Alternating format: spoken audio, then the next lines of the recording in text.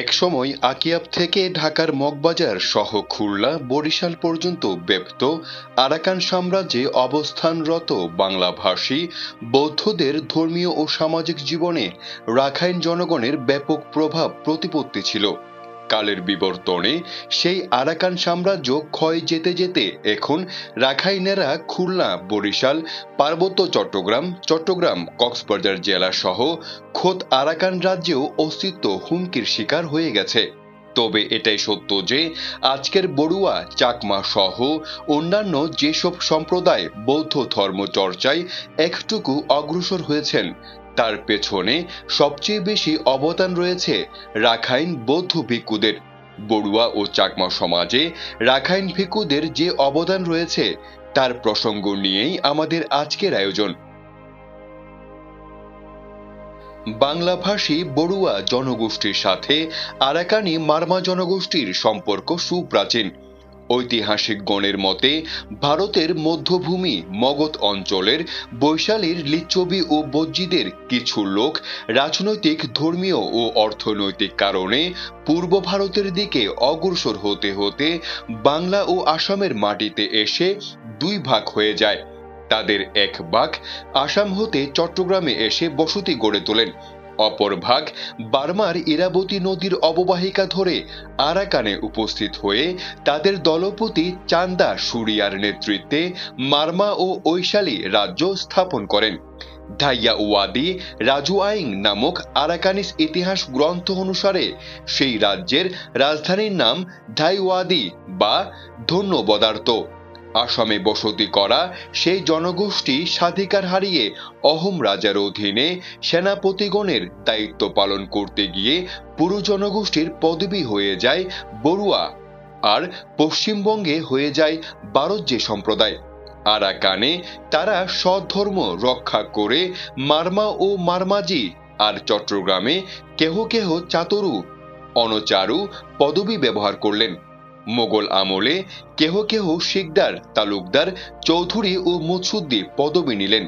অন্যদিকে ধর্মীয় দিক থেকে হিন্দু ব্রাহ্মণদের দ্বারা ব্যাপকভাবে প্রভাবিত হলেও স্বগোত্রীয় ঠাকুর বা রাউলি নামক ধর্মীয় গুরুদের দ্বারা কেয়ং নামক ছোট আকারের ঘরে বুদ্ধ মূর্তি রেখে পূজা অর্চনা ও ধর্মকর্ম সম্পাদন করে কোনো প্রকারে অজ্ঞাত বৌদ্ধের পরিচয়টুকু ধারণ করেছিলেন।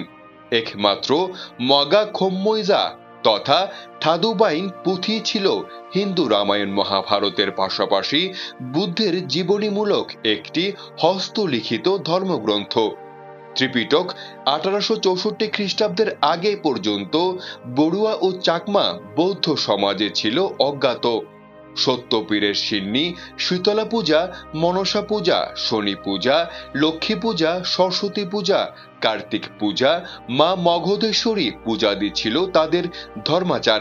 এমন পাঁচমিশালী ধর্ম সংস্কারে নিমজ্জিত সমাজকে উদ্ধার করার মানসে 1864 খ্রিস্টাব্দে রাখাইন জনগোষ্ঠীর আরাকান সংঘরাজ উ সারমেধ মহাথেরো নিবেদিত হলেন।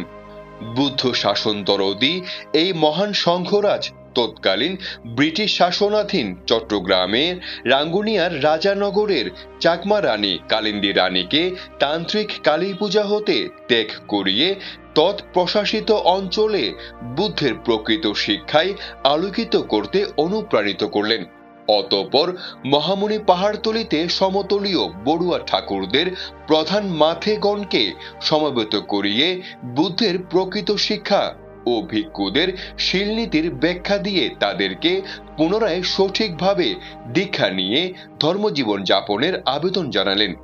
সংঘরাজের এই আবেদনে যারা নিজেদের মান অভিমান ত্যাগ করে পুনঃদীক্ষা নিলেন তারা কালক্রমে সংঘরাজ নিকায় পরিচিতি লাভ করলেন। অন্যেরা মহাস্থবির নিকায় বা মাথের দল নামে পরিচিতি পেলেন।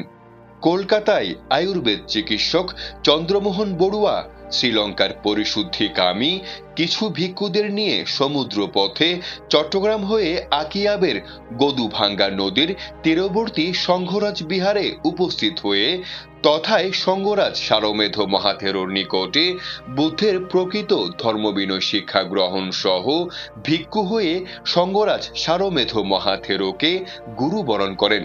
চন্দ্রমোহন বড়ুয়া সংঘরাজের নিকটে ধর্ম বিনয়ে শিক্ষা ও ভিক্ষুত্ব বরণ করে গুরুদত্ত নাম পূর্ণাচার ভিক্ষু হলেন। অতঃপর শ্রীলঙ্কার সেই ভিক্ষুগণের সাথে শ্রীলঙ্কায় গমন করে নতুন একটি নিকায়ের জন্ম দিলেন। বর্তমানে সেই নিকায়ের নাম রামায়া নিকায়। বড়ুয়া সন্তান ভদন্ত পূর্ণাচার শ্রীলঙ্কার সাংসনিক দায়িত্ব সমাপ্ত করে চট্টগ্রামে যখন ফিরে আসেন তখন তৎগুরু সংঘরাজ সারমেধ মহাথেরো মহামুনি পাহাড়তলিতে নতুনভাবে ভিক্ষুত্ব বরণকারীগণকে ধর্মবিনয় ও প্রকৃত বৌদ্ধ আচার অনুষ্ঠানাদি শিক্ষাদানে নিবেদিত ছিলেন। শিষ্য পূর্ণাচার সেখানে গমন করলে গুরু শিষ্যকে শিক্ষকের দায়িত্বভার দিয়ে আকিয়াবে স্ববিহারে প্রত্যাবর্তন করেন।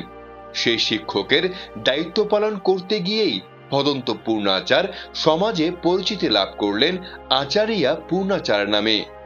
আচারিয়া পূর্ণাচার মহামুনি গ্রামকে আশ্রয় করে সংঘ সম্মিলনী নামে এক প্রথা প্রবর্তন করলেন। সম্মেলনটির আয়োজন হতো ভিক্ষুদের 3 মাসের বর্ষা ব্রতের প্রবরণা শেষে মহামুনি মহানন্দ সংঘরাজ বিহারে। এরপর কয়েকটি গ্রুপে বিভক্ত হয়ে গ্রামে গ্রামে ঘুরে ঘুরে জনগণকে প্রকৃত বৌদ্ধ আচরণে শিক্ষাদান করা হতো। চট্টগ্রামের বুকে এই প্রথম সূচনা হলো ধর্ম ও সংস্কার আন্দোলন। 1864 পরবর্তীকালে এমন মিশনারি উদ্যোগের সুফল ভোগকারী হলেন বাংলাদেশের বর্তমান বড়ুয়া আর চাকমা সমাজ।